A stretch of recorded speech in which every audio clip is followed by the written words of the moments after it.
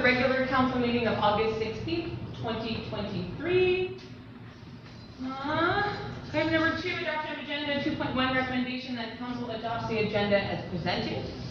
Seconded by Councillor Johnston. Discussion? I just want to note I have 2 things I need to abstain from on tonight's agenda. I have to abstain from the DVP as I may know the applicant, and the Northwinds petition as I work in mental health and substance abuse, and maybe a conflict with my employment. Ms. Stokes? If you can just make that comment again, just as it's announced, that would be better. Sure. Okay. Yeah, that's Just so we remember. Thanks. Okay. Any other discussion? All those in favor? All those In favor. There we go. Thank you. Unanimous and carried. 3.1, recommendation that council adopts the minutes from the special meeting held on July 10th, 2023. Can I get a seconder? Councillor Johnston, thank you. Discussion? None? Okay. All those in favor? Aye. Okay. All those opposed? Thank you. Would you like the opposed noted? Yes, please. Okay. Thank you. All right. 3.2, recommendation that council adopts the minutes from the regular council meeting held on July 19th, 2023. Can I get a seconder? Councillor Johnston. Is that me? That's ringing. Am I very well? Can you turn it off, please? I'm amazed it is ringing at all. I apologize. Hang on, everybody. Sorry about that. I was going to make a note, Ms. Stokes, 3.2, in the minutes there's a spelling error under the Mayor Beach report. It says huge, no, it says, it's supposed to say huge, not cute, or a huge thank you. I think it was for the museum. Let me just double check here. Very strange. Oh, huge thank you. Yes, instead of Q, thank you. This is huge. Oh, yeah, then it's huge. Where? H-U-G-H. Yeah, it's supposed to say H-U-G-E. Page 16. Page 16, thank you. Page 16. Second indent, like the semi-indent. Down below or up above? Sorry, at the very bottom, huge, you line. huge. Oh, right there. You got it? Okay, never mind. Thank you. Other than that, that was the only thing I found. Okay, any other discussion? Councillor Wall? As I was not in attendance, I'm sure everybody saw this coming. I can't vote because I wasn't here with us. Okay. Councillor Rabble? I was not present for this meeting, therefore I'm not able to confer that this is a true and accurate reflection of the meeting. Okay, all right. So, all those in favor? Aye. Thank you. And then do you guys want to be noted as opposed? I'm opposed. Yeah. Opposed? Yeah. Okay. Would you like to be noted as opposed, Councillor Waller? No. You want it as opposed or just put 3 in favor? Well, I'm fine with however you do it. okay. Councillor Rabble would like his to stay opposed. Yes, please. Alrighty. Okay. Item number 4, introduction of late items, none. Public hearings, none. Item number 6, delegation 6.1 recommendation. The council meets with the animal control bylaw officer as requested by council. Can I get a seconder? Councillor Johnston, he's just like on it tonight. All right. Shall I move my chair? Yeah, if I can come sit, you can stand at our fancy podium. We got like options and choices. Oh, you can sit in a comfy chair. Look at that. There you go. Thank you. Okay. Well, if anybody on the council has any questions. Oh, yeah, there won't be anything mentioned about addresses. That's privacy. You can talk about in general areas, but not specific addresses, and nothing about money. Nothing about fines. You can talk about fines, but nothing pertaining to his contract. That would be in camera, not. Yeah. This is just general question period is what I got that you guys wanted, right? Yeah. All right, Councillor Wong, you may proceed. So I noticed on a majority of the bylaw complaints, including this one, there were multiple similar complaints on 51 Ave, 52 Ave, and 52nd Street regarding dogs barking. So as I live in the area, I'm sure you I'm sure you know I've contacted you. I know other people in the community have regarding the same incident. So on this report alone, there are 5 complaints regarding what I assume to be the same animal. It would be, yeah. And throughout the year, there have been, since January, there have been over 40. So I'm curious as to why, when instances like that occur, where the general consensus of block, or the 2 blocks that are facing, people are quite fed up about issues like that. Why hasn't there been any fines issued or anything like that? The proof of the matter is where the issue lies. In the bylaws, it's also there for an actual ticket to be written for a noise complaint regarding dog barking. It needs to be 2 complainants, separate addresses, same incident. So same evening, 2 complaints need to come in about the same.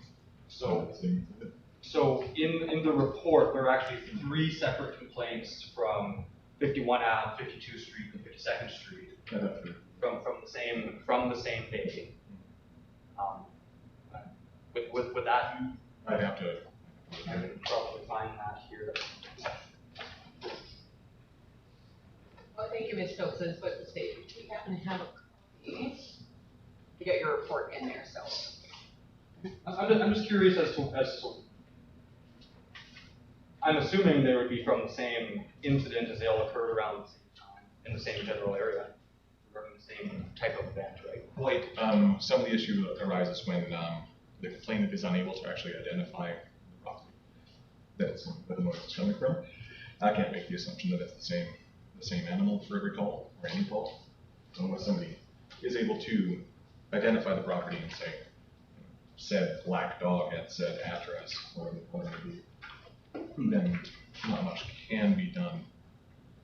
I was actually going to ask on that as well, because like I've noticed that yeah, there seems to be like a constant calling roughly from the same area, and then I counted in your last report that there was 12 phone calls from the same 51st in a month period, and I was thinking, okay, is this because we've had that issue in the past where neighbors have sort of been in a dispute, and then they use you as the bylaw officer as a way of kind of elevating their dispute. And I was thinking, is this something that you're seeing a bit more of in that area? Is that what's going on? Or is it really there's a legitimate concern for this animal barking or? Column A and column B. Little column A, yeah, okay, I kind of figured, because we dealt with that, I think it was last year or the year before, there was 2 neighbors that shared a corner that were disputing by using you, going over and complaining about their lawn and their fence and then and so I was thinking, oh no, is this the same thing where you're answering constant calls about between these 2 neighbors who seem to be having a dispute over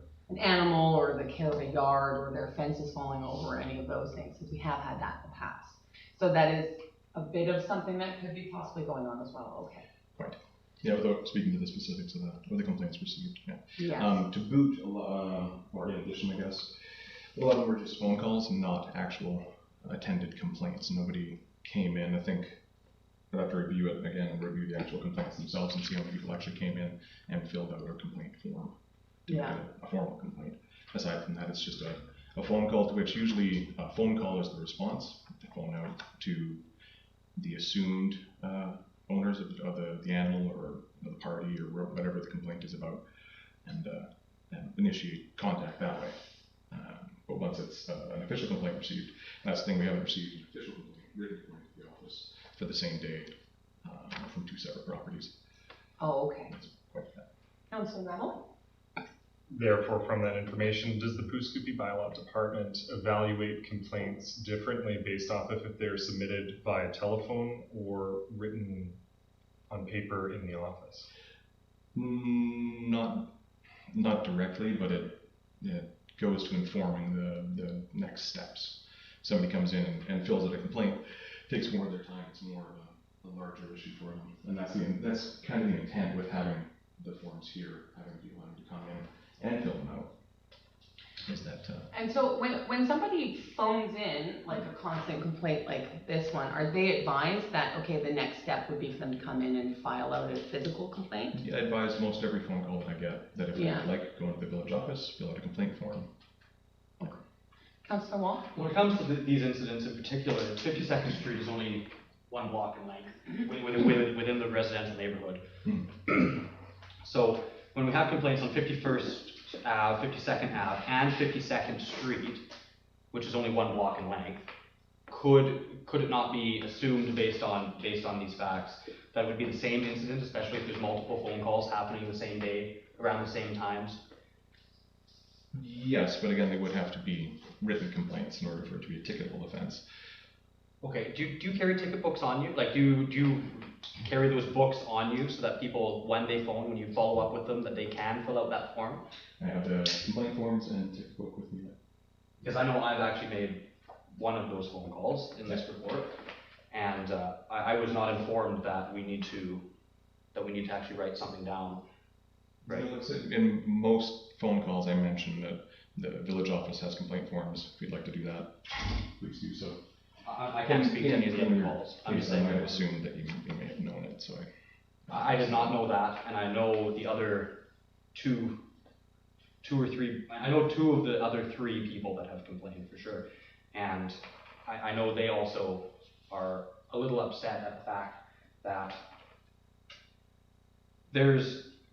they phone and nothing gets done, and it continues week after week, all day, all night.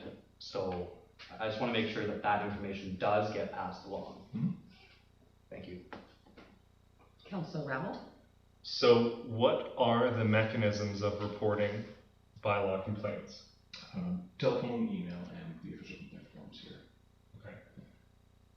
Therefore, from that, are all complaint methods treated equally?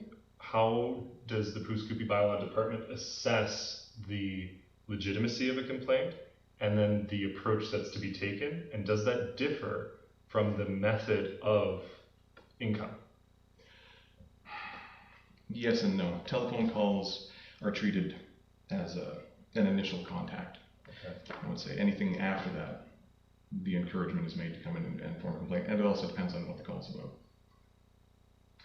I'm wondering if it may be beneficial to do 2 things. I'm just on our website looking at the animal control page myself, and I'm wondering if it may be beneficial for us to put in an area in there showing, you know, first steps is call made, second step is written complaint in at the village office, and then third step could lead to sort of writing out the individual steps so that residents are aware that, okay, well, I phoned multiple times and that's not getting the result I'm wanting, and so for me to get to my second step, I need to come in and fill something out. I'm just wondering if that might be beneficial to the residents to have that step process on the website.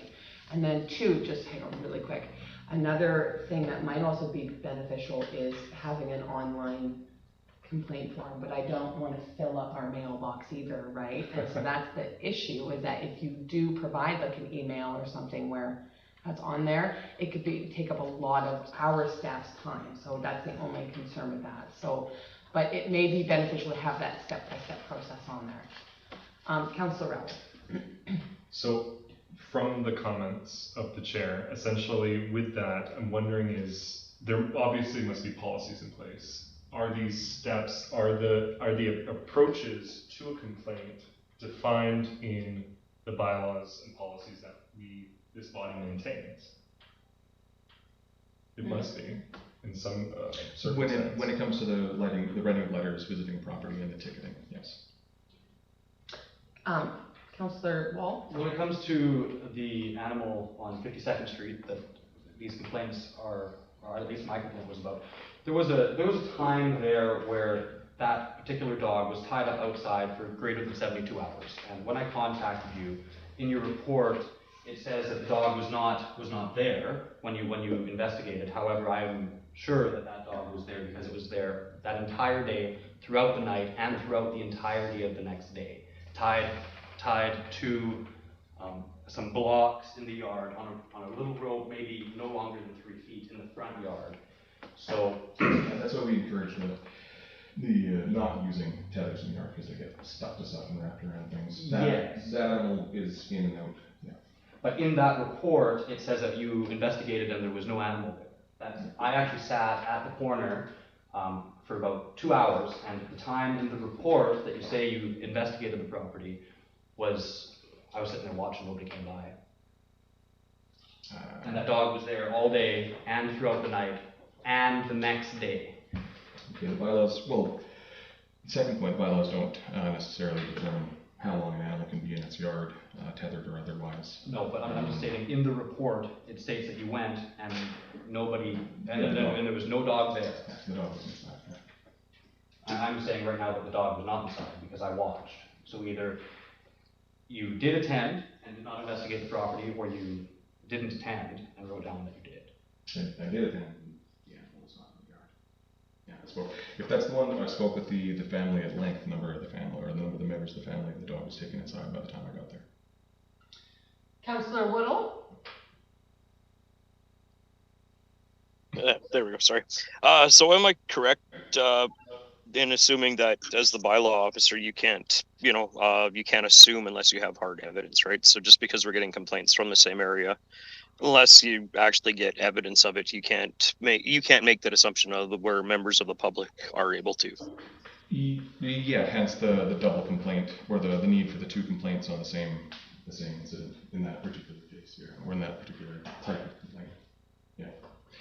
Yeah, because phone the property, for instance, you can phone the property and they say, well, it's the neighbor behind me's dog, or yeah, I hear that dog barking, it's a block behind me, or things like that, and it becomes a little convoluted at that point. Does that answer your question, Councillor Woodall, just because I can't see you? Yeah, it does have to be proof. Yes, okay, I got a thumbs up. It's Councillor Wall. When it comes to this particular instance, there's another instance here, but I'm going to talk about this one. I know of 4 people who have complained about this animal. Do you know how many addresses in total have since January with the number of complaints that have been received? I've received complaints about that particular household or that particular animal from 3. From 3. Yeah. The other one was more of a complaint of somebody yelling at said dog. Okay. Councillor Rowell?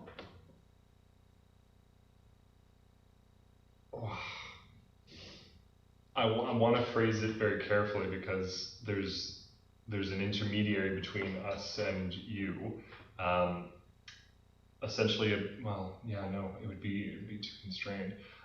Essentially, what I'm getting at is,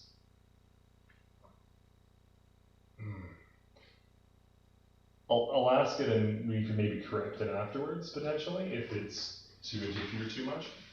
But essentially, I'm wondering, does the Poo-Scoopy Bylaw Department have essentially the roadmap to proceed with the follow-through of, complaints resulting in whatever steps are necessary to proceed? Is there a clear enough roadmap for that and enough resources in regards to that? Yeah, and they're mapped out in the bylaw as far as complaints when the letter's sent out. A lot of it is education and encouraging compliance. Sometimes, depending on and that's where the discretion would come in, like an arbitrator or something like that. And seeing as we don't necessarily employ that method, that becomes a bit of between the village staff and myself to kind of arbitrate the finding or the process of getting from problem to solution, whether or not that involves a fine or not. A number of phone calls or a number of letters or what's the best way to get there outside of fines on occasion. Takes that route. Wall? So when it comes to issues like this, clearly speaking with the owner isn't going to solve the problem. It hasn't in over 2 years and over 150 complaints at the same address since we've lived on the block. So what that tells me is something else is required to prevent this issue from continuing, because it happens 3 or 4 times a week, and the dog is left outside for days on end with no food or water. The SPCA has been over and been involved, and you've been contacted, it's in your reports every time. So going forward, what can be done to make sure that owners of animals like this one that don't comply and have been spoken to this many times do comply if fining is not an option. In this case, fining is going to become an option in this particular case. Certain steps have been made by the homeowner to adhere to the bylaws, as are evidenced in the yard. And the animal, I haven't received, since this spat of complaints, I haven't received any other calls, aside perhaps. But there was a spat within a week or so. Because I'm starting to get phone calls about it now too, so Sorry if I may, I would encourage any and all councillors and mayor, phone calls that you're receiving from people regarding complaints and stuff like that too. Yeah, the individual I've got a call from is upset because they've phoned in over 10 times since January this year, and nothing's been done. So they've asked me if I can do something about it. Ms. Stokes? Councilor Wall, have any of these people actually come into the office as well? None of these people that have spoken to me have told me that they've been informed, because I even didn't know. What? I didn't even know we had to come to the office to write a complaint.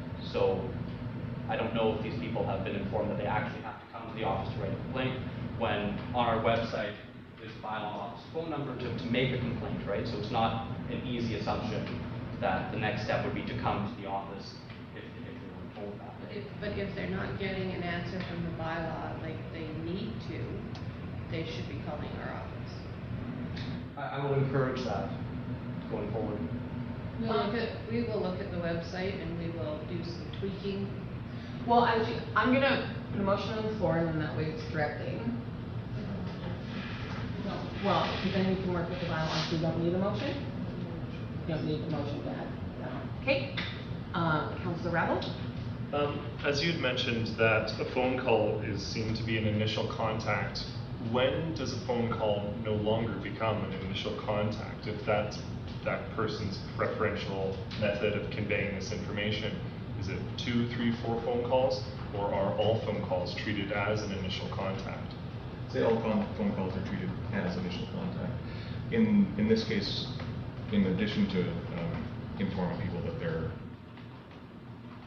they can come in and fill out a complaint form, when they're complaining about it, when a complaint is received about a dog's barking, we're also informed, I'd like to say every single time, that two complaints need to be received on the same in order to make it actionable.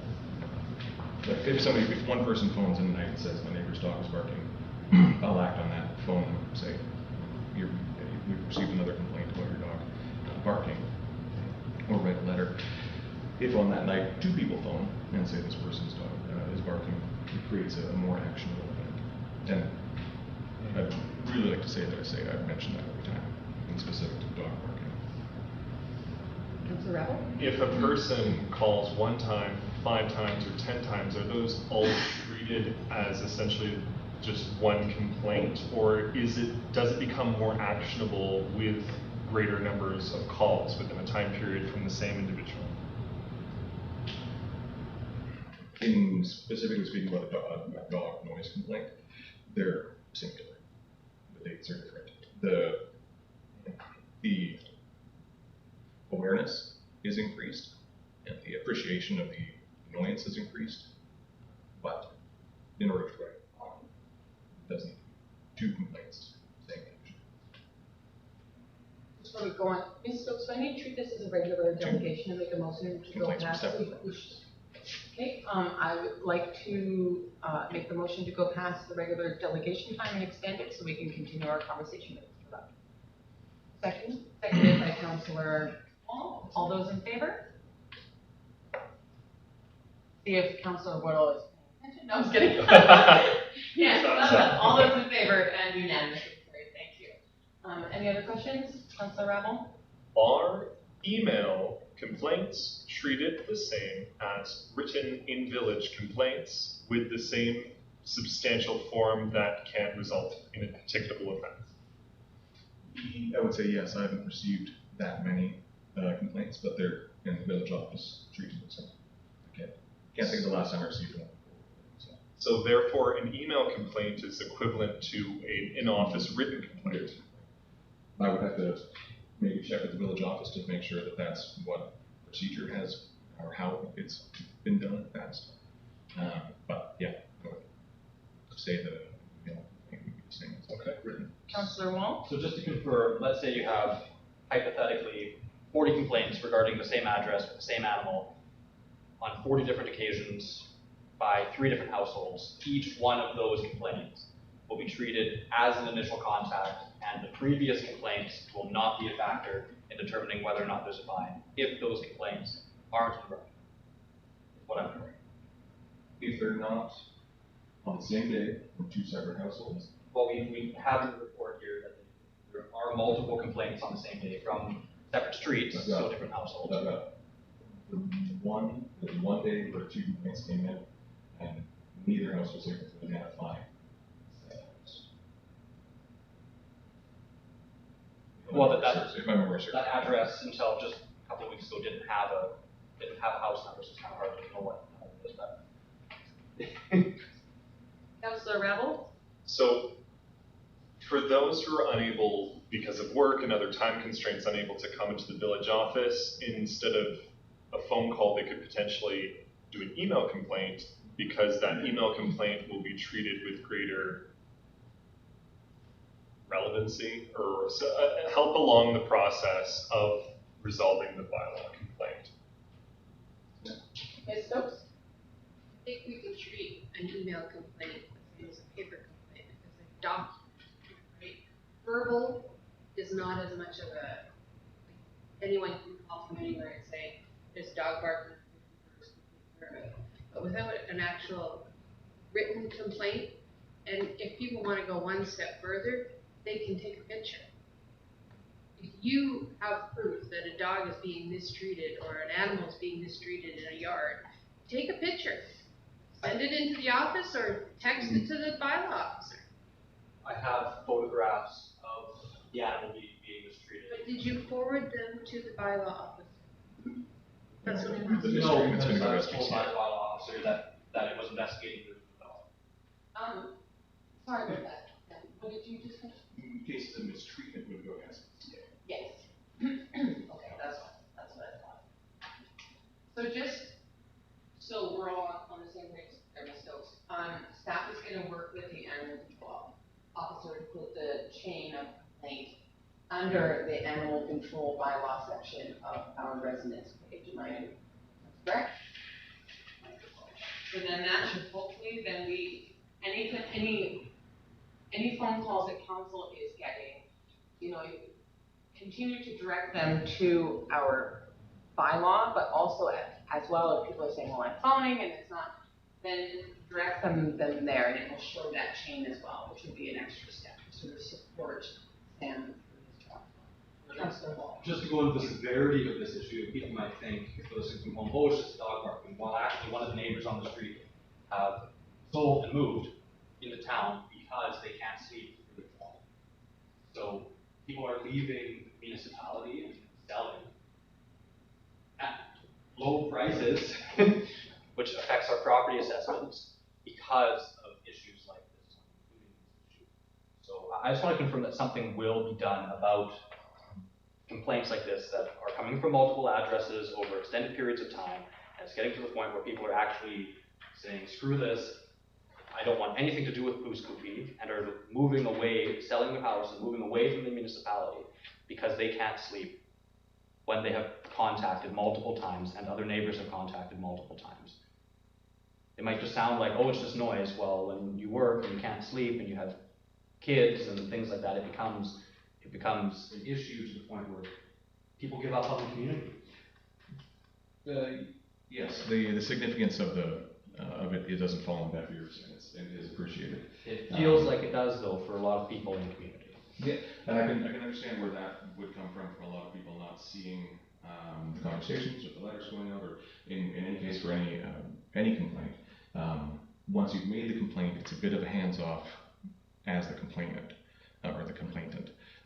That you don't necessarily see the outcome or the results unless it's the painting of the side of the house or the fixing of a fence or something like that. Except the result of this particular instance would be that the dog is not chained up outside barking for 3 days straight. And that continues to occur. So I haven't received any complaints or any calls in regards to the dog barking in a number of weeks. Assuming that the new doghouse that they bought for it and the things that they've done to improve the yard and situation for the animal, which I've witnessed by driving by and investigating the property, have improved the situation in the area. That was my assumption. Let's say I haven't had a call from them more than a few weeks. Councillor Rabel? So my concluding question would then be, so from what we've ascertained here, that phone calls are kind of just a first point of contact. It's actually better to send an email and come into the office and fill out a form.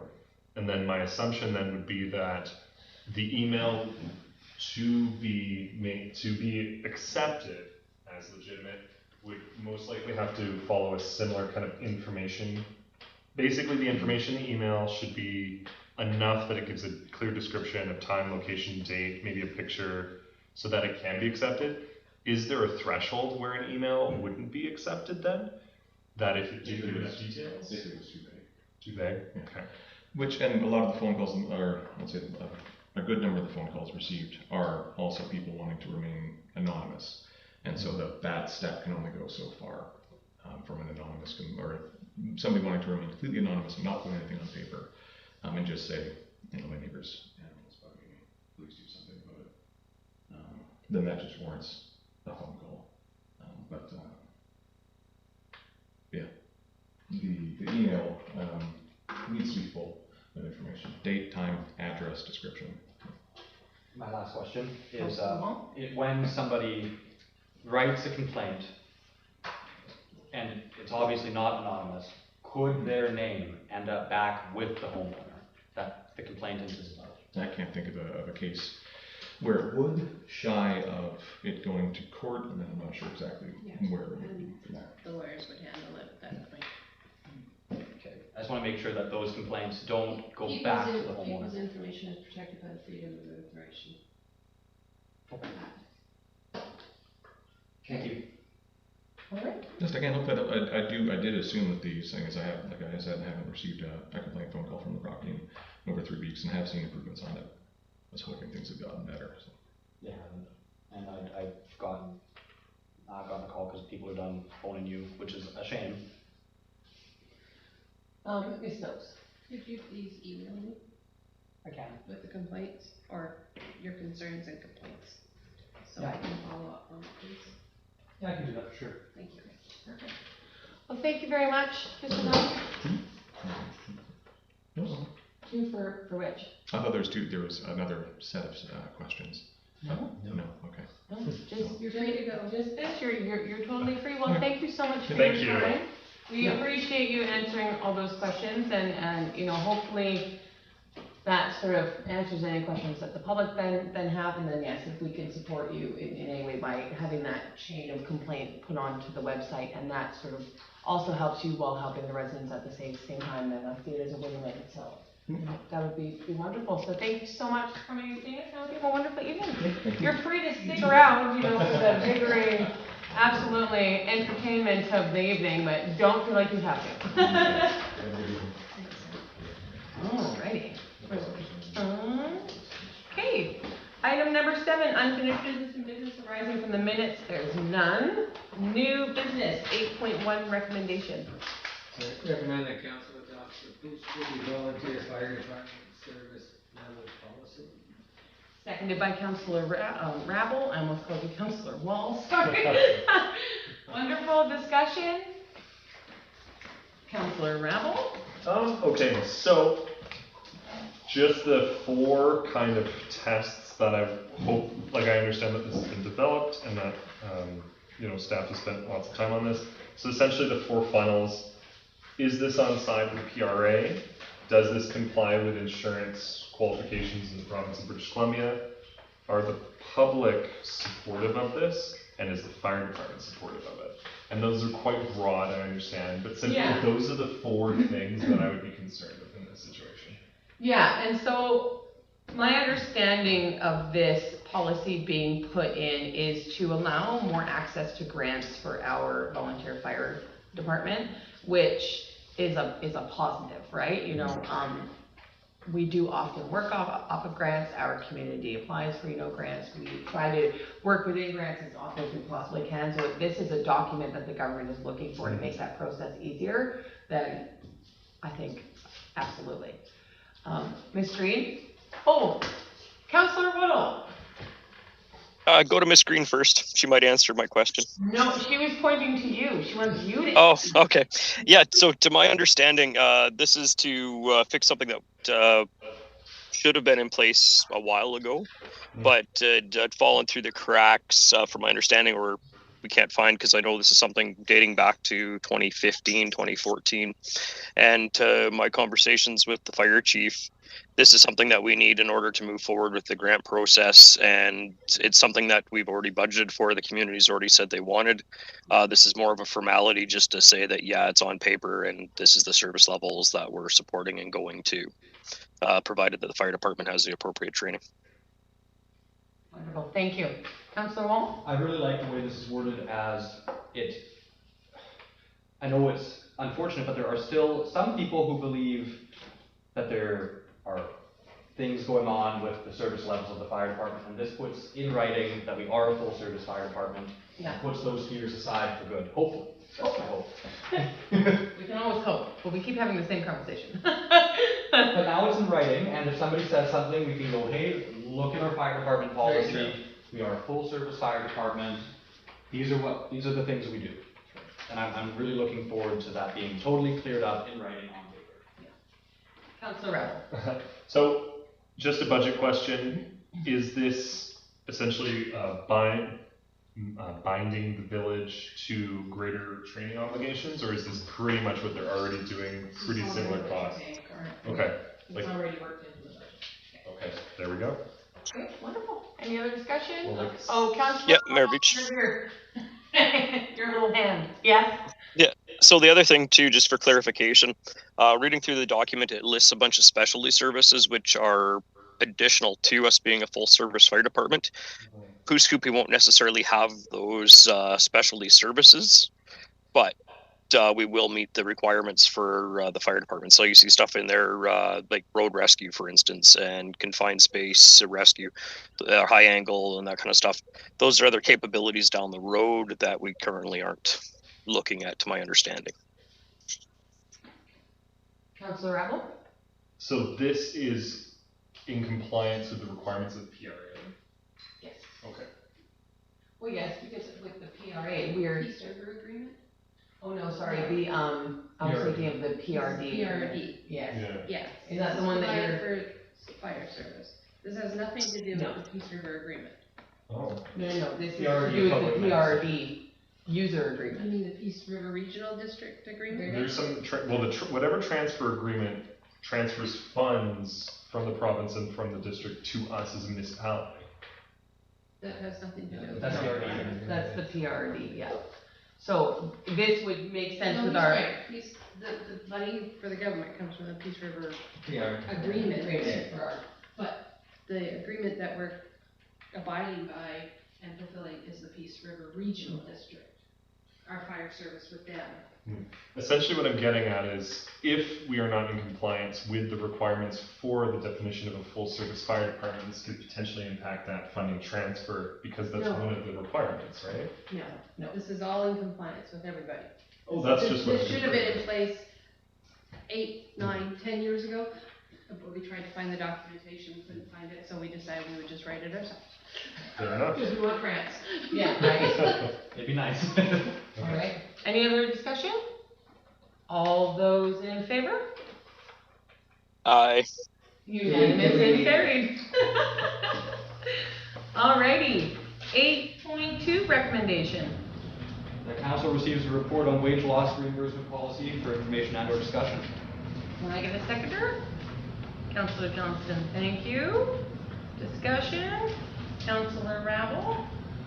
So, from my understanding from line 9, are we talking about the does this, so the report and then also this draft amendment, are we talking about two things at once here? Yeah, so basically, we were looking at what other communities were doing in regards to wage loss, especially for these long-term conferences where we're losing, like, going for 5 days or 3 days or more.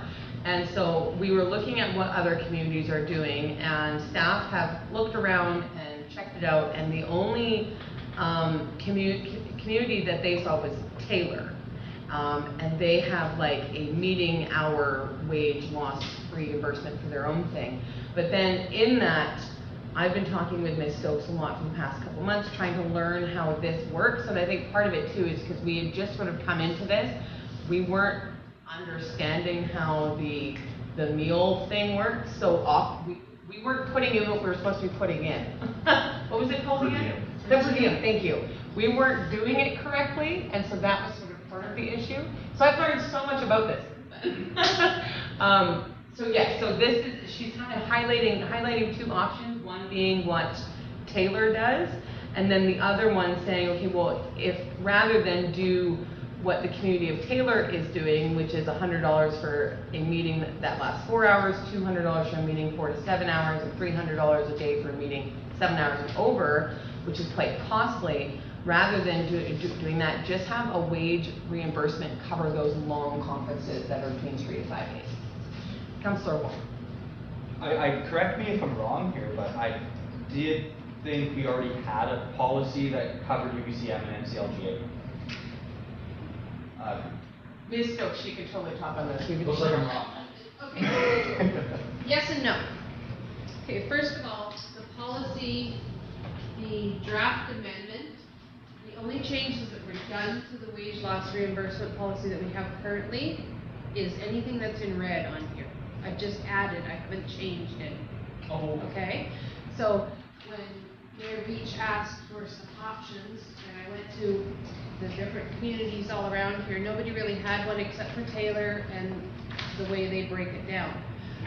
So currently, the wage loss reimbursement policy was put into place to help people who don't have holidays available or can't afford to take the time off from work. And it's meant for NCLGA specifically and UBCM. Those were the two that were approved that you could ask for reimbursement from. You still have to take it to council. It still has to be approved. Anything else is kind of depends on what it is. And Those are the two two big ones. The Yes. two big ones are NCLGA and UBCM because those are both a week each. Does that make sense? Yes. Okay. I'm like, I thought we already had this, we just amended it. Yeah, we do, but I was asked to look into some other ways to. Councillor Rabble. The way this amendment is currently stated under line 9, it seems to indicate that it's for UBCM and NCLGA only, so I'm not exactly sure what the other, like, does that need to be struck from it in order to put in these additions? No. Because this would So, only pertain to that. If you read number 7, all travel requests must be approved by council resolution first. So if there was a travel request put out there, so I'll use the BC resource forum that you went to in January, that was 3 days. If you wanted to be covered for wage loss reimbursement, you would have had to bring it to council beforehand and ask for that specific conference to be covered, and then you would have to provide our finance department with whatever documentation you needed. But this is specifically for the UBCM. Or UBCM and NCLJ, yes, for those long 5-day conferences where we're missing like that full week of work, yes. Councillor Rabble. What's the difference between the wage loss reimbursement and the per diem? Oh, yes, okay, so, yeah, so basically, the per diem is, we get $125 a day. $125 a day, that's right. But that's only, so if we're at a conference where the meals are included, so like we're being fed lunch, we're being fed dinner, we can't claim lunch and dinner because we're already getting those, right? So then they would subtract the lunch and dinner amount from the 155 and then you would get whatever's left over. So that's one way you could do it, where the wage loss reimbursement is you're physically showing, hey, I normally on average make $180 a day day at my regular job and I'm not being paid for 5 straight days. So then you're gonna show what you make per day, the hours that you're losing, and then when you get paid, you're gonna bring in your pay stub showing you're not paid that amount of money for that time, and then the village will reimburse you. That make sense? Yeah. Councilor Wall. While we're just on the topic of UBCM, I think it's really important that we get as many people there as possible, especially new councillors, and I know the budget's been approved for that. I'd really like to go, and I think it would be a fantastic opportunity for Coos to have our voice and the region's voice at UBCM, especially this year. And we have the budget for it, and we've only spent 55% of our conference budget, and we're 70% of the way through the year. So, could I make that motion after this motion? Would you want to do it during this one, or he can bring that during his council report? I would much prefer you bring it up during your. Okay, that's I will bring that up in the councilor's report. I think it's super important that we get as many people that can go as possible. Yeah. To get our voices out there. So yeah, we'll put a pin it until your councilor's report. I have that in my finance one, so I'm gonna put that in my report. Okay, perfect. Councilor Rapp. Okay, so it sounds like, so there's a few things, and it sounds like there's 2 things that are starting to spread. You know, there's a per diem for meal allowances, like an LOA policy, and then there's this wage loss reimbursement, and they seem to be spidering. So wouldn't there be a better need then to kind of unify them? Because No, we can't technically do that. really? Yes, because they're 2 separate things. But going back to this amendment on the policy, so we have 2 different things here. You'll see one, like the red items, it says under 4I, or we can change to a fee schedule. The fee schedule is much more than if we stick with what we currently have, which is a wage loss reimbursement for those large conferences. So are you looking for council to sort of take one direction there, Ms. Stokes? Is that what we're looking for, or? Yes. Dear Mayor Beach, this was at your request. I know. So if you You've don't got think 2 this is a good idea, you can just make the motion that you stick with the current wage loss reimbursement policy and we don't change it. Okay. I like You have your per the diems. current wage loss now as I've learned more about it. That was like a whole process because I really was like so new to this. I didn't understand how it worked. I think it works better, and it works better for the community rather than going to a fee schedule where we're being paid out per meeting per day, which is much more on the budget than what we're currently working with. So, that's your question though. You have a good, okay, I'm gonna pause and think. What's your question? So essentially, from my understanding, as it currently stands, it's dollar for dollar reimbursement for exactly what you get paid at whatever job you do. If you get $12 an hour serving coffee, or you're getting $50 an hour up to maximum $40. To a maximum of $400, yeah. So, okay. You're better with the existing policy than Yeah. trying to change it, but you must know that it's on a council approved basis. You can't come to the CFO and the CEO and say, I want to get reimbursed for this. They're gonna say, no, you have to go back to council and get a motion. Okay. So I'm gonna put the motion on the floor that we stick with our current wage loss reimbursement policy. Seconder? Can I make a friendly amendment? We keep the part for UBCM and NCLGA. I like that those 2 are. That's part of the original. Oh, Yes. okay, never mind. Let's not do that. Let's keep it the way it is. Councilor Rebel? I need a seconder on that motion. Is anybody gonna second it? Oh, seconded by Councilor Wall. Thank you. What? What? The motion I just made is stick with the current wage. Well, okay, so in rebuttal to that, number 2, saying indicating the employee is not getting paid for the time they are away does have value, because that could avoid somebody taking vacation, saying, hey, I'm going to UBCM, also double dipping from the municipality. I think there is still value in saying, hey, I get a letter from my employer saying I'm off, but also I'm not drawing from a leave balance or some other compensation from my employer, because that would be unfair to the taxpayer, because that would give a potential loophole to some unscrupulous character in the future. Ready to go to staff on that one, Ms. Stokes?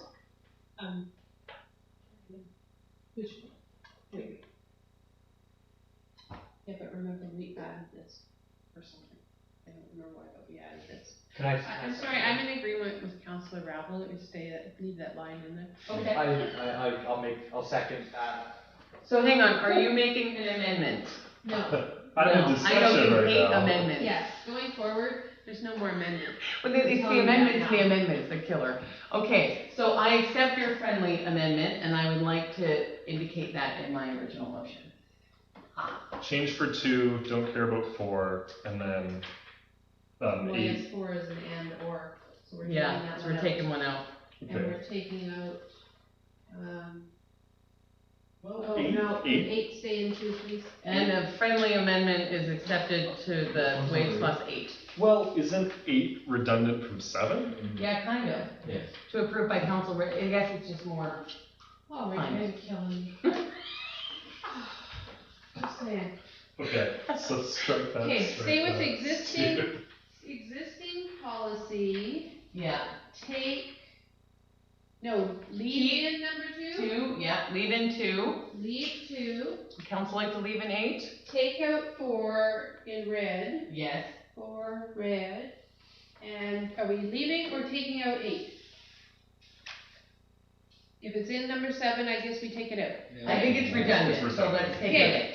8. Now, I have, stay with existing policy, leave in number 2, take out number 4, the second part, and leave in number 8. Yeah, That's take your, out that's number your motion. Take out number 8. Take out, sorry, I put remove. Take out number 8. Yes. Can I Everyone get a, okay with that? yes, can I get a seconder on that motion? I already got one. Councillor Wall? It was Councillor Wall. Just vote. All End those. discussion.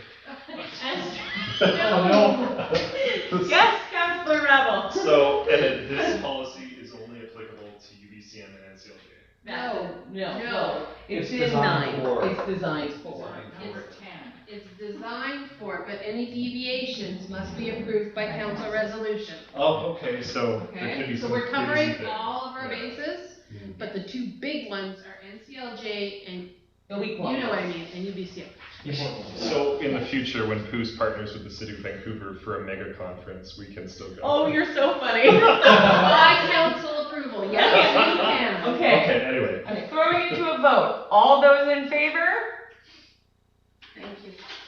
Councillor Woodall? He's lost. He thumbs up. Okay, unanimous and carried. See, Okay. things do get entertaining sometimes, like, you know. I feel Okay. bad for the people in the I back. know, right? Okay, 8.3 recommendation. The council receives the development variance permit request for information and or discussion, and the council informs the staff on how they'd like to proceed with the application. Okay, do I need to get that second before I kick myself It out? doesn't matter, You can do the second. Okay, can I get a seconder on that? Okay. Second. Councillor And now Rebel? you can make your- I am removing, hang on. No, you are not. I am, this is the No, one. you are not. Oh, I'm sorry, Councillor Wall needs to go first, because he had his hand up first. Oh, okay, Councillor Wall. Well, thank you. We're Oh actually no, having, we've lost Councillor Woodall. we're having 2 recuse themselves. Oh. Marcel? No, he's gone. Oh. You've gotta be kidding me. He No can't way. be gone. He can't be gone. This better be have quorum. Hang on, we need to find a way to get him Can I back. propose a 5-minute recess to get Mark, or to get Council Just a back? sec, we have a first and a second, you can't take a recess when you're. You know, I should. Okay, can you do your vote Oh, for accepting? he's back. Okay. Okay, Oh, he's back. Okay. My apologies, I hit a button. Councillor Wall is recusing himself. No, Councillor Wall needs to say it. I'm recusing myself from this motion regarding the development's very permit due to a potential conflict. Okay, And I am recusing myself as well due to a potential conflict. So I'm not too sure who the next person running this meeting is, but how about? Also bad. It's supposed to be me, but I'm gone, so Yeah. we'll go to. Johnston or Woodall? Or Well, Rebel? it'll be Councillor Ravel, because he's next in line. Perfect, all right, Yes. we will pop out. Yes, you are. My dear, can you just close that door? Thank you. So, I just need to say that Mayor Beach is not allowed to be in the room for this decision in light of everything that's been happening, so you understand, right? And Councillor Wall has recused himself. We still have quorum, so we can still vote, just so you know, okay? Okay, as 2 members of this body have recused themselves, I assume duties as chair. Therefore, we have a motion on the floor for a development variance permit that has been motioned and seconded. Therefore, I read the report as follows. Purpose: to provide council with a summary of the development variant permit request. Background: the development variant permit associated application has been submitted to village staff April 25th, 2023, requesting a variance to the setbacks to build an attached garage. When the application was submitted, there was one document missing, and that document was submitted to staff on May 15th, 2023. The resident is asking to decrease the setbacks of the interior side parcel line from 1.5 meters to 0.61 meters, as well as the front parcel line setbacks from 7.0 meters to 4.27 meters. Village staff has reviewed the application, and the proposed attached garage is in contravention with the zoning bylaw number 1010, maximum coverage. The proposed shop will put this property over the maximum 33% parcel coverage for all buildings, as I assume the house, the covered deck, the sheds, and the garage surface area are all taken into account. Village staff finds that decreasing the setback could interfere with future development on the neighboring lot. The spatial separation, buildings spaced far enough apart that fire is unlikely to spread from building to building, is a concern for future developments, as there needs to be fire separation constructed to help prevent the chance of fire spreading between structures. Also, by decreasing the front parcel setbacks, this would pose a safety concern to the neighboring properties due to lower visibility.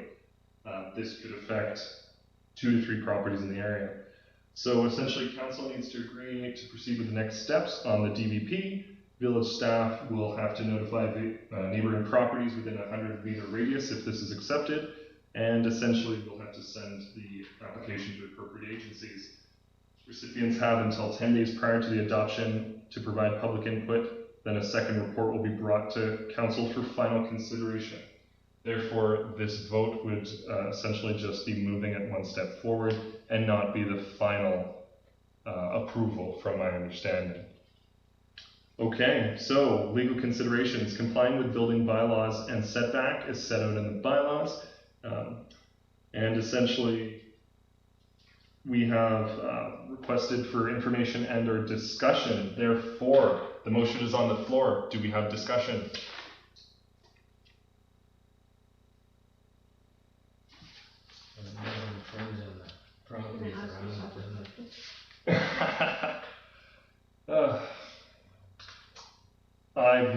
I must admit, I've never done a DVP from the chair's end, honestly. I've only witnessed them, so this is an exciting change.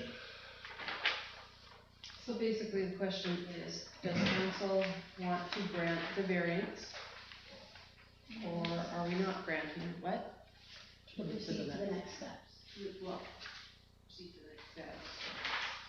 Well, that's gonna infringe on the development all around the property, isn't it? You have to speak up. For Councillor Widow? Or sorry. No, I was just saying, like you say, the future development around the property. Mm-hmm. So this is the proposal that has been submitted, so I assume that they've taken into consideration what the desired footprint would be for whatever they may be storing in said garage. That appears to also be attached to the existing structure. So essentially, we've got to contend with setbacks and potential fire setbacks. Coverage, so it seems like setbacks, parcel coverage, and then also future fire spreading implications. I see Councillor Whittle has a question. Yeah, so looking at this, you know, it's one of those things that I understand where the homeowner is coming from and wanting to be able to do this, but at the same time, looking at the public safety concerns, future infrastructure, and the fact that there's bylaws in place for how much land coverage we can have for irrigation purposes and stuff like that as well. I don't see it as good use of staff's time to proceed with this issue, because yeah, with the safety concerns, especially with fire propagation, especially with the dry year like we've had this year, I think it's one of those things that if we allow this, it's opening the door to Pandora's box down the road and setting a precedent that I don't think the village needs at this time. And it'd be a different story if the person owned the lot adjacent to it, but with the fact that it's on that lot, I think that's way too close to the property line. I agree with that. So I'm going to be opposed to moving forward on this.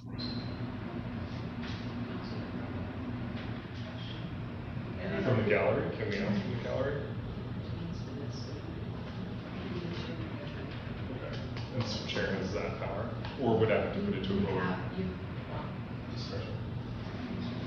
Okay, so I have a question from the gallery which would pertain to this matter. I put a motion forward to take questions from the gallery in order to gain public input in regards to this matter. Do I have a seconder for that motion? Okay, I have Councillor Johnston. All those in favor? Aye. Okay, motion passes. Therefore, questions from the gallery can be submitted. So if we get Gilbert, the person who owns the other lot, to agree to being on his property or giving up a variance of his property, does that then give us more? Firstly, are you the property owner? Okay. Oh, perfect. Okay, perfect. Thank you. Just to give context that I live there as well, So sorry, you're saying that. Sorry, can you please rephrase? So the lot beside us that you guys are concerned that we're going into the variance, that's sitting empty, that has for the past 12 years. Okay. If we talk to him and ask for variance on his lot, would that then get us okay on that side? Okay, so you're stating that if there's a structure, there's an empty lot which is both owned by one property owner, and then you guys are in a different lot that's right there in the So garage. we own one lot beside us, and then a lot, and then the other lot sits empty. And then it's a house at the end, which is a dead end. So what, I don't mean to get into this in this setting. Unless you purchased it. Yeah, I think you'd have to purchase. It's not something we can answer right now. Yeah, it'd be a purchase and abolish the lot line in between the two lots, and then you'd have the space to be able to offset that house, because the offset to the frontage is, there's a reason we have that much frontage for future infrastructure. So if they were to buy the lot next door, put a variance in, or ask to have the lot line removed, then you can move the structure right next to the existing house, and it eliminates most of your issues. Yes, of course. Okay, so the lot that we're dealing with, my two current lots are exactly 50 feet wide. The lot adjacent to us that we're talking about is actually a lot and a half.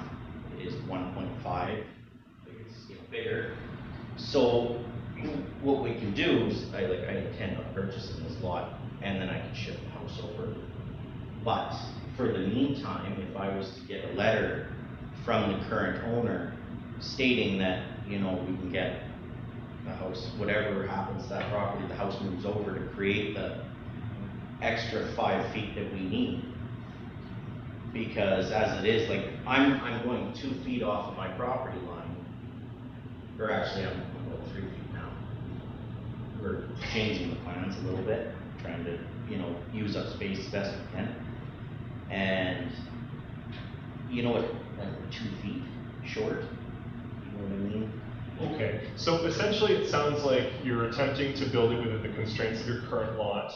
This body must consider these development applications within the very isolated parcel that exists. So although on the ground there are empty lots and whatnot, from our end, during the planning process and the bylaws that we must adhere to, we must consider those lots as potentially developable. So let's say somebody walks in, offers a bunch of money, buys up this lot, throws up the house, that person's ability to obtain fire insurance could be impacted. So essentially then, if you have interest in purchasing this lot, which would then relieve you of having to, so essentially you do some sort of assemblage with this lot, that would then move your parcel line, and then the burden of setback, the burden of lot coverage would be relieved from you, and maybe this route wouldn't be the best route at this time for a DVP, as your intent overall is to acquire more land and shift it. I have a question from Councillor Whittle. Yeah, just to touch on that, like, yeah, it's one of those things that, yeah, purchasing the lot next door, if that is the intent, that would, you know, and then making one big lot would eliminate this issue altogether and give the ability to move over. But as it sits, if we're looking at it just as the isolated lot, which, you know, is what we're here to look at tonight, I can't support it. But if it were to, you know, have the lot next door, then I could. But it's one of those things that if we're looking at just the lot we're on, lot 5 with nothing else, yeah, like I said, I can't support it moving forward with that, because it's just one of those things like Councillor Rebel said. If somebody were to swipe in and buy the lot next door, then it could impact them, right? Okay, is there any further discussion? Hearing no further discussion, I am calling a vote on the motion that council receives the development variant permit request for information and or discussion, and that council informs staff as to how they would like to proceed with said application. All those in favor? In favor of proceeding to the next step of this DVP? All those in favor? All those opposed? Aye. Okay, the motion fails. My suggestion in the future would be looking in. No, okay, I can't speak to that as I'm not a planning professional. I would converse with staff as to the next steps about what potential avenues you could explore. Okay. You're more than welcome to stay for the rest of the meeting. Okay.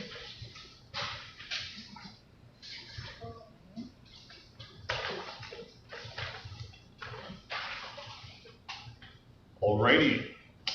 We gotta call the rest. I guess we'll call back the members that have excused themselves.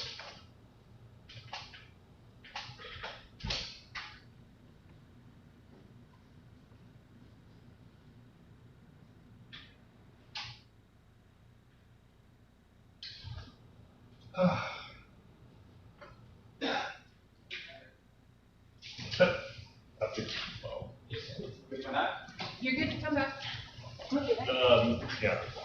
So now we're moving forward. As the mayor, as chair, has returned, I relieve myself of my duties and pass the chairship back to the mayor. You want to follow me around everywhere, and she's walking into the building.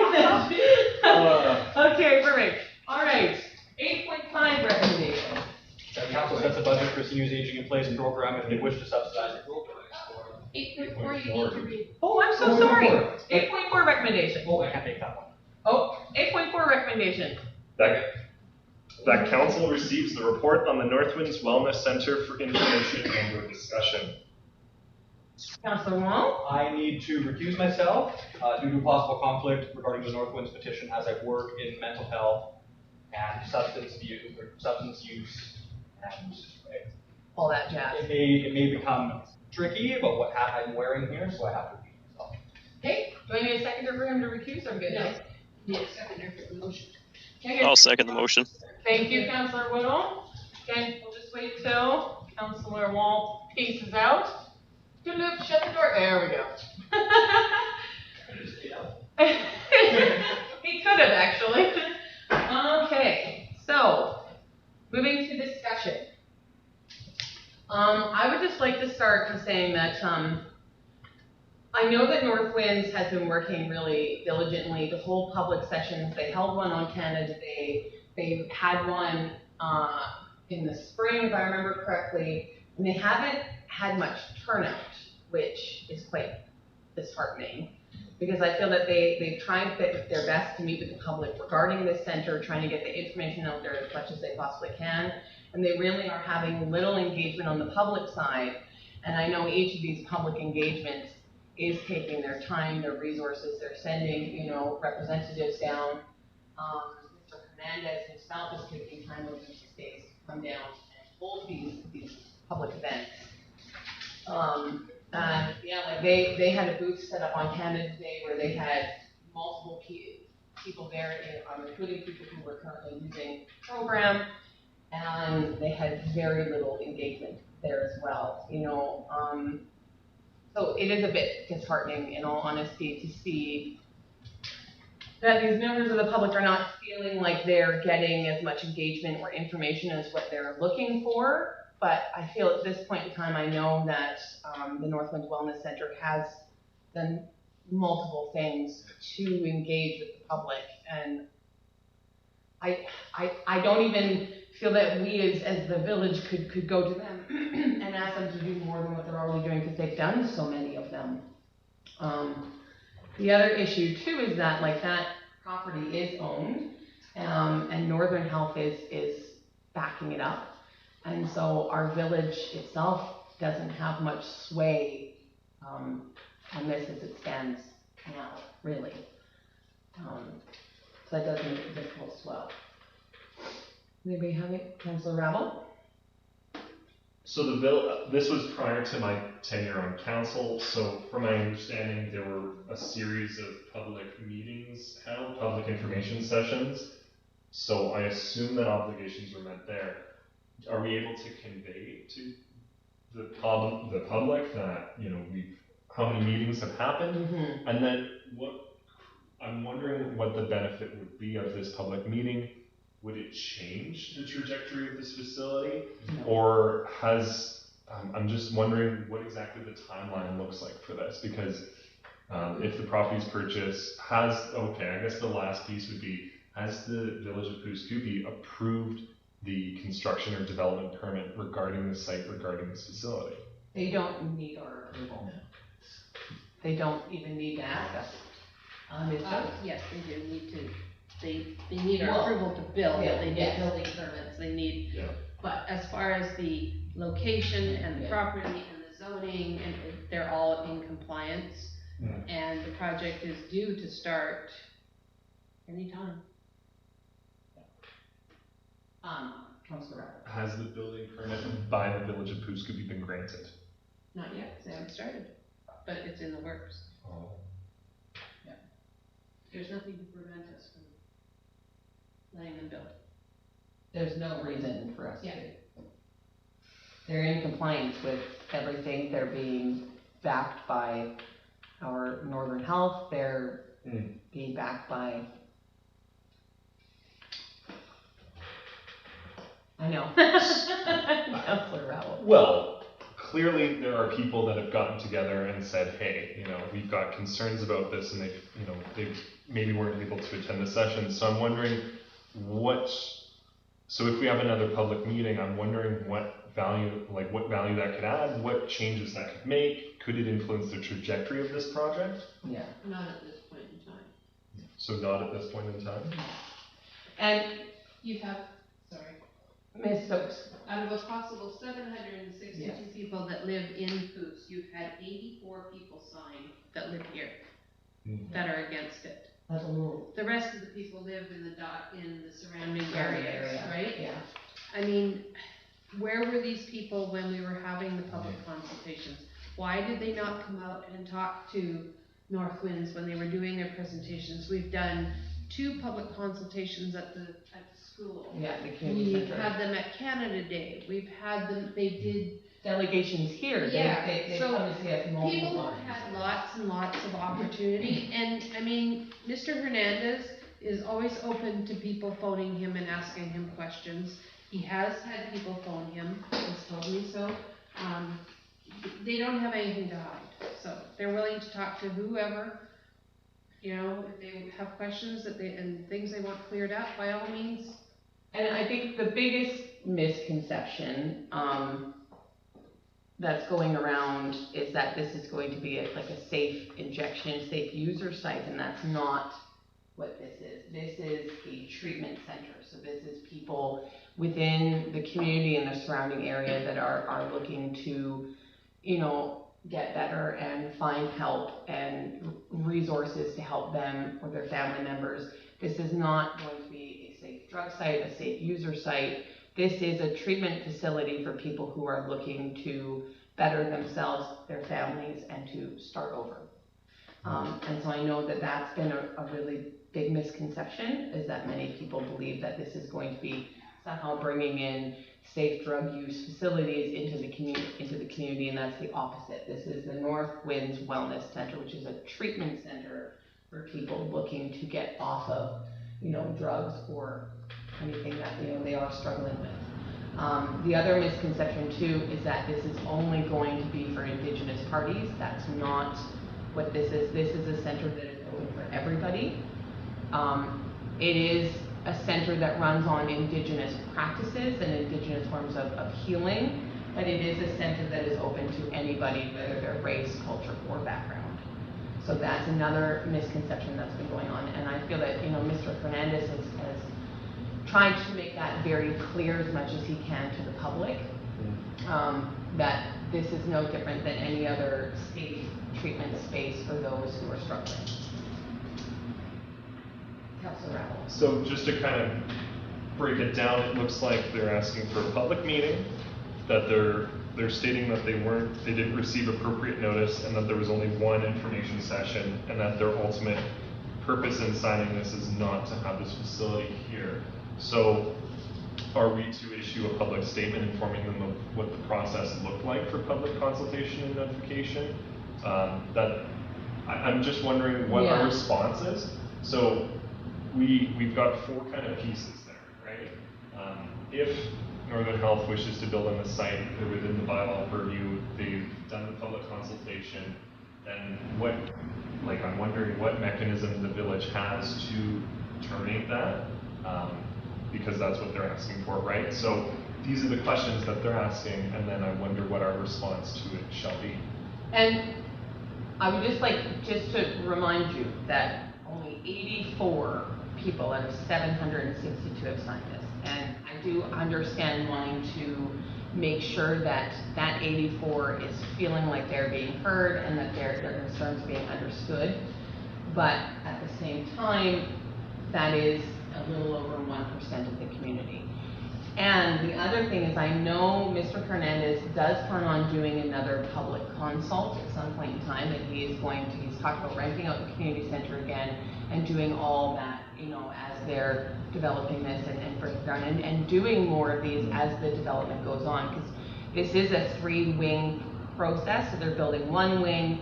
Once that's complete, they're building a second. And so, he does plan on working with the public as much as possible as they go through this process from conversations that I've had with them. Hang on, Councillor Whittle.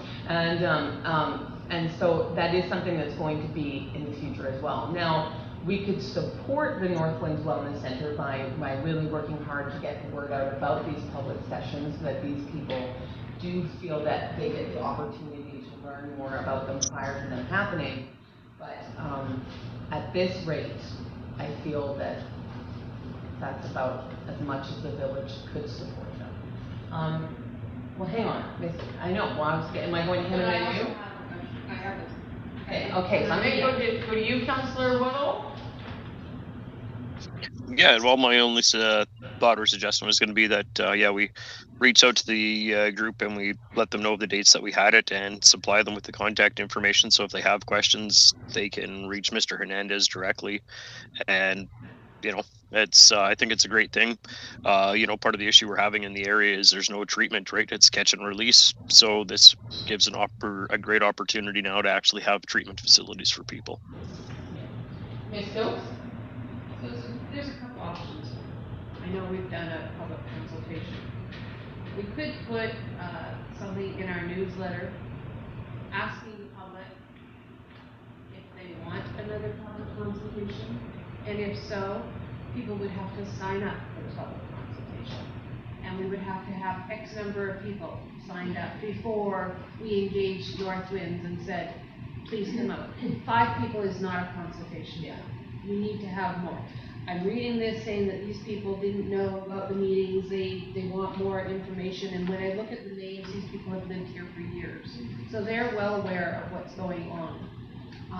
The other thing is we could just put North Wind's contact info in our newsletter and say, if you have questions or concerns about the new treatment center, please call and see if that takes care of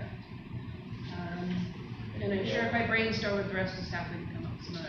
Well, I think that's a good starting spot, maybe, is putting out the contacts in for information, and then if Mr. Hernandez is getting a lot of response from this group or from members of the public, he might very well feel at that point, you know what, this would be a good time to put out a public engagement session.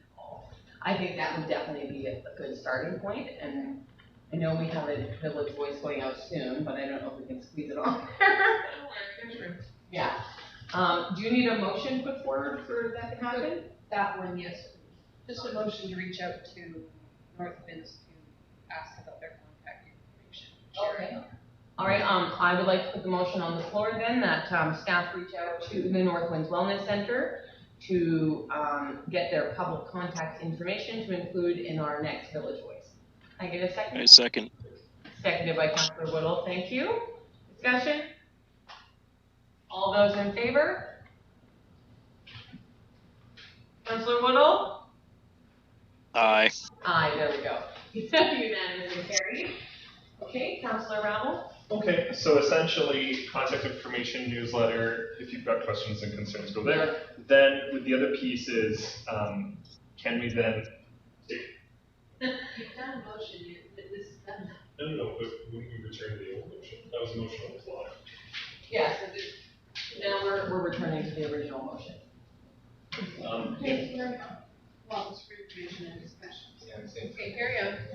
Carry on. So, So you wanting to add to this? basically with that, well, with the newsletter, once we've got that contact information, essentially then gauging the public's opinion on hosting another public engagement session, or potentially partnering, well, obviously if that's to do, we partner with the representatives of Northwinds Wellness Center, then also, you know, if they're also doing their own digital thing, I think we should also gauge if the public's interested, as Ms. Stokes had stated. I think that's a reasonable approach, saying, hey, you've got some concerns, is there the temperature for this?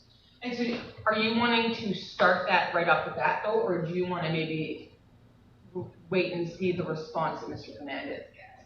Because that's what I was thinking, is that once the contact information is put out, people can contact him, and Mr. Hernandez has been really, really good with engaging the public, and if he feels that he's getting a lot of people reaching out and a lot of interest, he would most likely choose himself to another public engagement session, because quite a few of them he's done without us even asking. So with that, the other piece I'm thinking is, if somebody was watching this and who had signed this petition, they're saying, well, goodness gracious, 84 of us put our names on here, isn't that enough to get a public consultation? If we're asking again then for names, that could, you know, be like, oh geez, now you want us to redo this all again? So I'm wondering what the most appropriate path would be. I think we wait to see what kind of outreach Hernandez gets. And we'll keep in touch with him. If he feels that he's had enough questions and people asking, I think we put I don't want to say a survey again, but a question out to the public. Do you want another public consultation on Northwinds policy? In order to hold that consultation, we need to know that X number of people are going to show up. Because we're not going to put it on for just 5 people. No. Yeah. We need to have a substantial amount to make it worth your while, right? But I personally think that we wait and see what comes of this first, put it in the newsletter that's coming out in the next day or two, and then revisit this in September.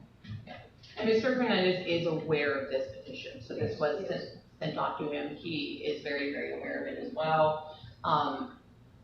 Just so that he's also sort of in the loop of what we are getting as mayor and council. So, So then is the mood of this body that having that in the newsletter will satiate the accusations that are contained within this, that there wasn't enough notification, that there's not enough meeting, not enough consultation? Is that to hopefully satiate this 10% of the population? I would, do you have a question, Ms. Stokes? It's a start.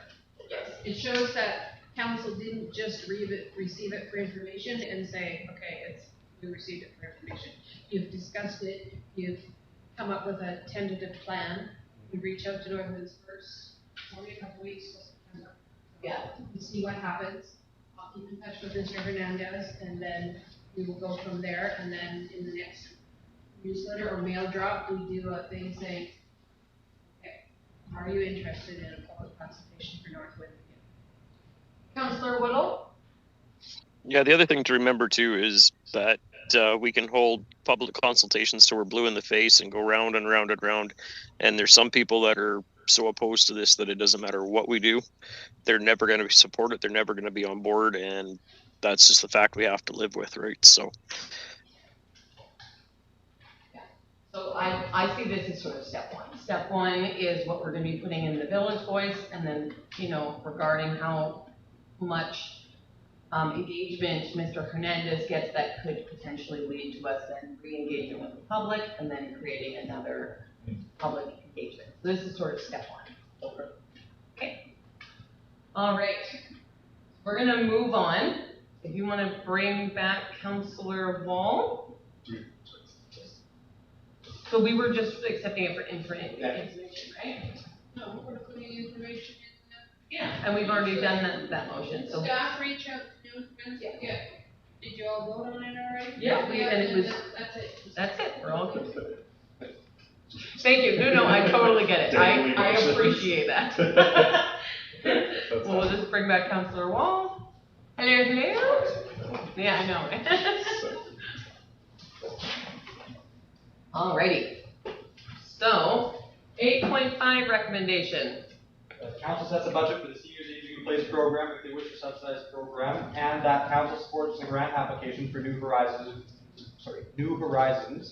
for Seniors program. Seconded by Councillor Rabble, thank you very much. So, I note that I just sort of made, oh, I'm so sorry. The note that I made here is this: I feel that if there is room in the budget for this, and that there are grant opportunities available, that this would be good for us to cover it for this year and monitor the success of the program for future years, really. Councillor Wong? I just have one two-part question for staff. I know we sent out a survey for public input on what would be used. I'm just curious, roughly, I don't need exactly. How many surveys have come back and what's the feel of them? Are they supportive, unsupportive? So if you look on the report, that's It's in the report. that's the first page, and under back. Page 44. I thought I read the whole thing. So it's just on that table right there. So I think there was 25 in total. Am I understanding that correctly? Yeah, I must have looked over this page. My apologies. Everything's right here. Councilor Rowell? Okay, to boogie woogie here. Basically, this seems to be October, November, December. It seems to be potentially because of the meals and like, what's the timeline? This would just be for fiscal 2023, terminating December 31st, 2023. Ms. Stokes? So when we brought this to council, she wants to know the trial period for 12 weeks. So that covers, and the reason we're saying October, November, December instead of September, October, November is because we want people to be able to get use of the snow removal. And we need a minimum of 10 people signed up. So it gives us all of September to try and get 10 people. Because if we don't have 10 people, it's not worth it for them to come out here. So Ms. Stokes, the cost that we're looking at for the October, November, December is the $35,000. Approximately. That's what your finance. Okay. And potentially 35,000, and there's room in our budget this year to cover that, but there is an opportunity for us to apply for this grant through the New Horizon for Seniors programming. Would that grant cover the whole potential 35? No, it would cover Only up. up to 25,000. Okay, so it could potentially cover up to 25,000. Potentially, but I wouldn't set this up. So the other thing council needs to decide is, are they putting these rates out to the public the way they are, or are you subsidizing them? And how much are you subsidizing?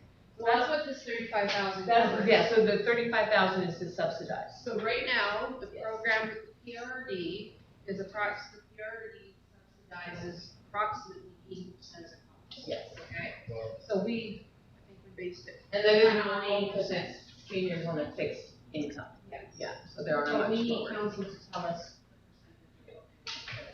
Councillor Wall? And I have another two questions.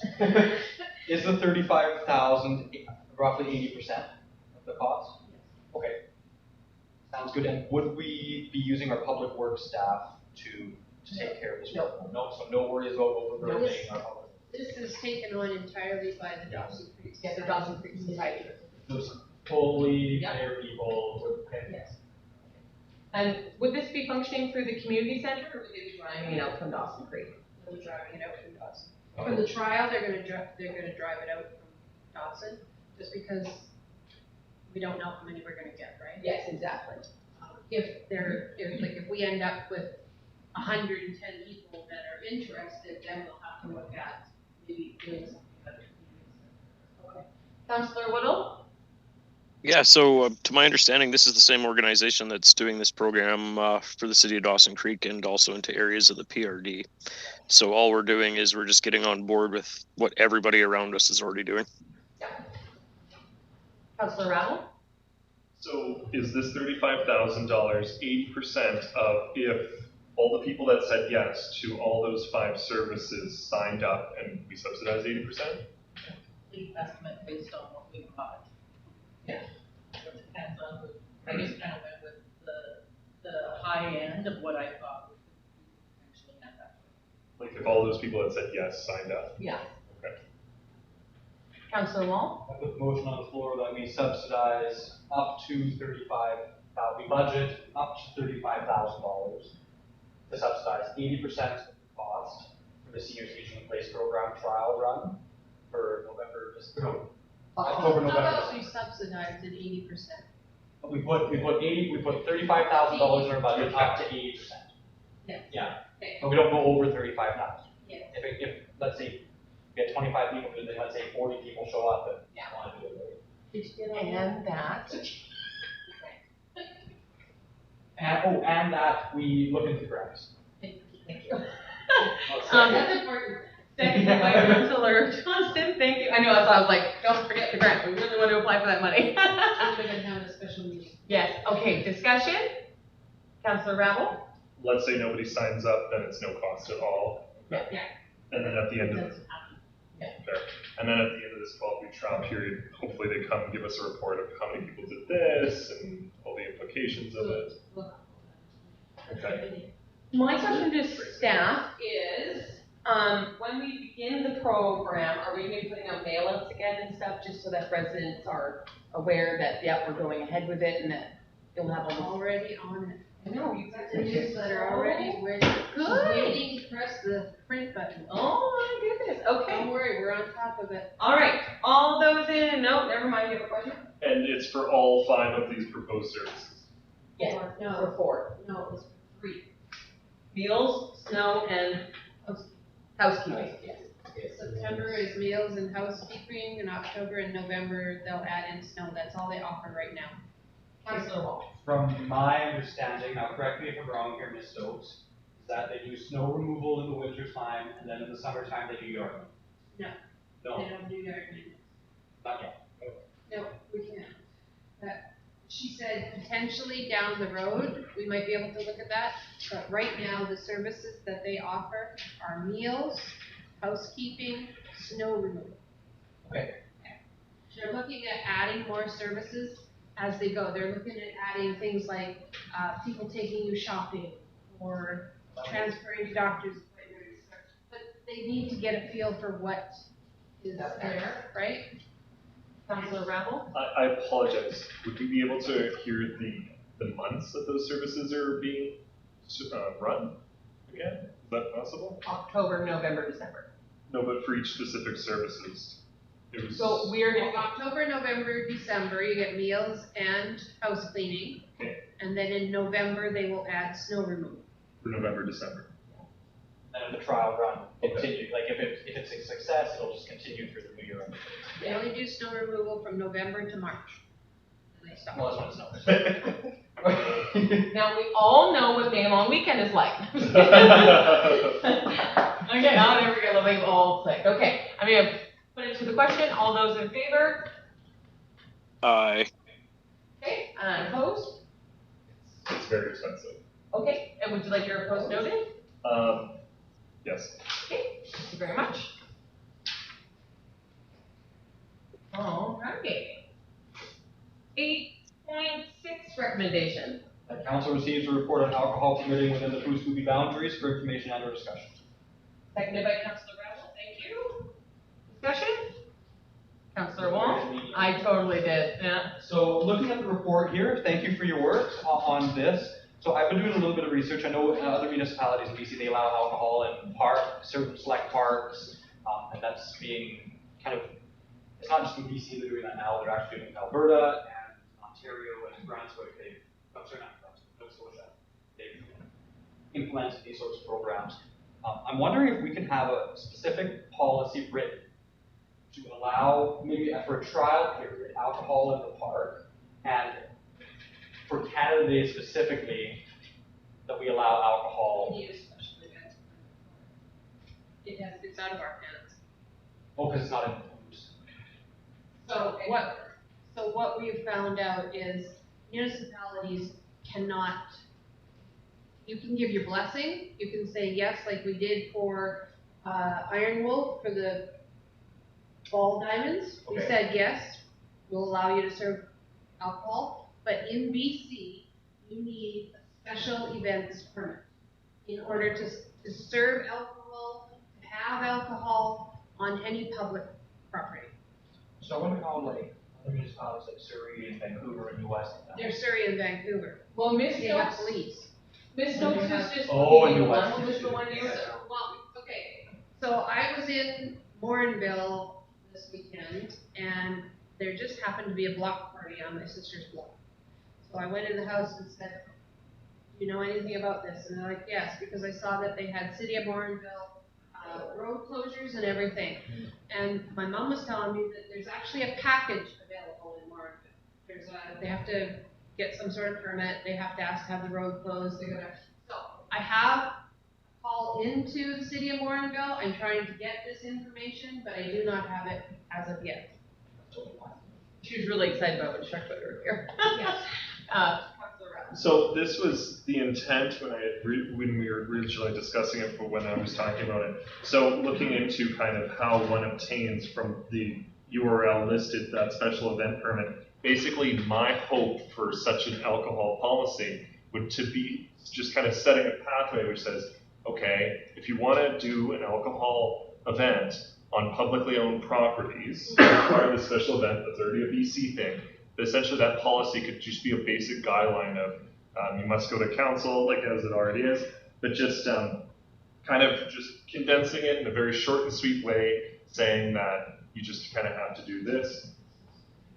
But then in the hope, the ultimate hope is that people could do a block party, and that there was this avenue to do it instead of one extremely ambitious and persistent person attempting to tie together all these strands and all these permits and all these discussions, whereas we could consolidate that into simply saying, here, this is the pathway if you The desire simple this. way is step 1, you come to council, get their approval. Step 2, apply for your special events permit. Step 3, prove that you've got it. Because if bylaw goes around and asks for the permit and they don't have a permit, bylaw can shut them down. I think at this point in time, it may be beneficial to bring this back once you've had the information from the City of Warren. I was very interested in what you were saying about their block party package. So I think like my recommendation to council would be to actually table this and bring it back once we receive that information. And then bring it back when you have the information. I just clarify what I wanted to see, which I'm seeing it in. But my intention was, I had a few people reach out and go, can we have a beer garden or something on Canada? And so my overall intention with bringing this forward originally was, is there a way for us to maybe have a restaurant sponsor or whatever on Canada Day show up and have a designated beer garden space? Brings up a liability issue with our insurance. I just want that. Something you would have to think. That's my overall When you intention. start bringing in things like alcohol and stuff, it's gonna do things to our insurance. We're gonna have to consult with MIA before we do anything. Because people drink on Canada Day anyways, so just. They can do it at home. That's on their own insurance.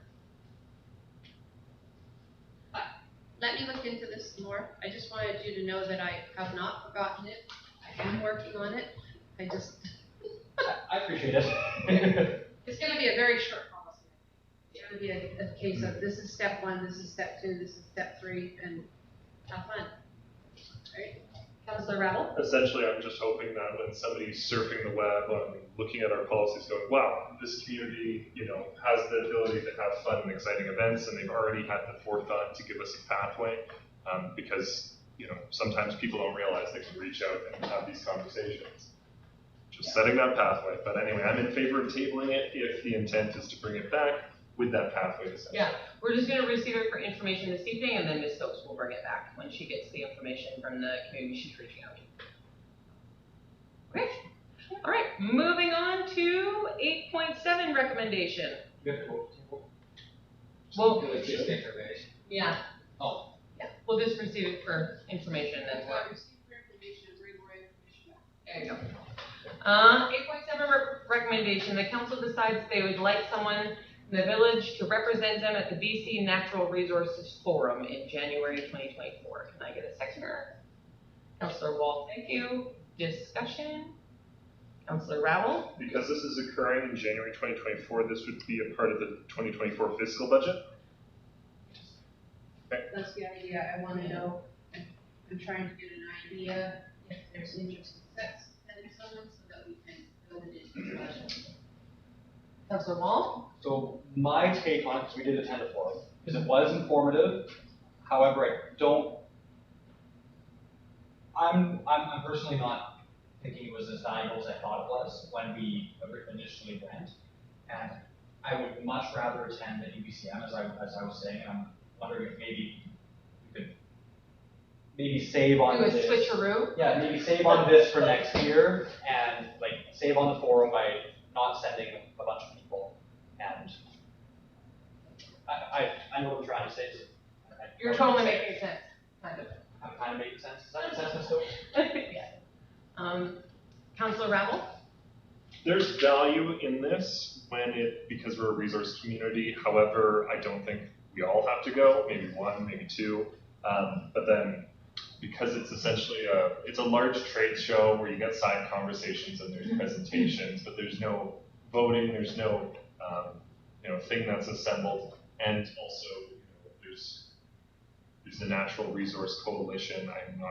believe we're a member. They also serve as an advocacy group for us on our behalf as a municipality. So anywho, it does have potential.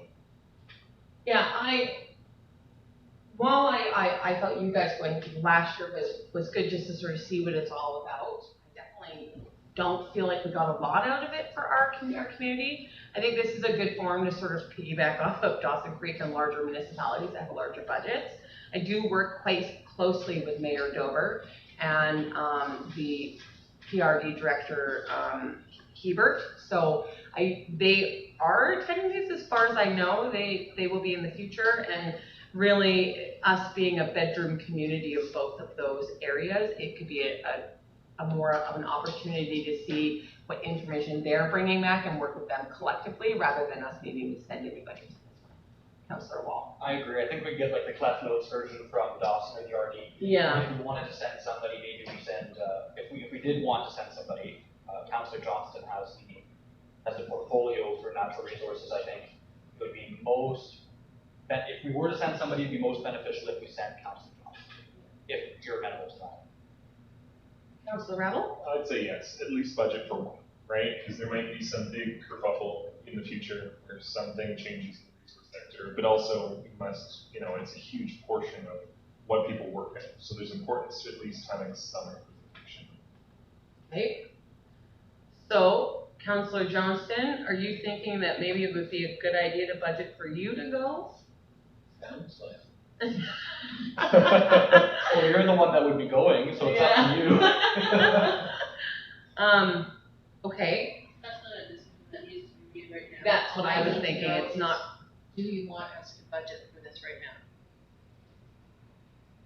How much is it for? I don't know. I I can't. know. That's what I'm just like. I'm reading the thing. It doesn't say. I wish I knew a cost. This is a save the date thing. No. It is. And I'm trying to get ahead of, instead of bringing it to you on December 20th and saying, we need to make a decision. So, Councilor the Walsh? motion should be whether or not you're sending anybody. I'll put the motion on the floor to budget to send one person to the Natural Resource Board of Fitchburg. And whether or not we actually buy a ticket and go, just set that money aside. I will second Councilor Wall's motion. Any discussion on that? All those in favor? Councilor, yeah, thumbs up. Unanimous and carries. Thank you very much. Okay, before I have to read this ginormous proclamation, can I get some water? Has everyone read the resolution? Or Have you all read the 88? resolution? Okay, so whoever is making the motion can actually read it, and then a seconder is needed. It does not have to be you. Okay. It can be anybody. I'm actually, can I call a 5-minute break? Okay. Yeah, I do. See? 5 minutes. Okay, I put the motion on the floor, we take a 5-minute break, can I get a seconder? Councilor Wall, thank you.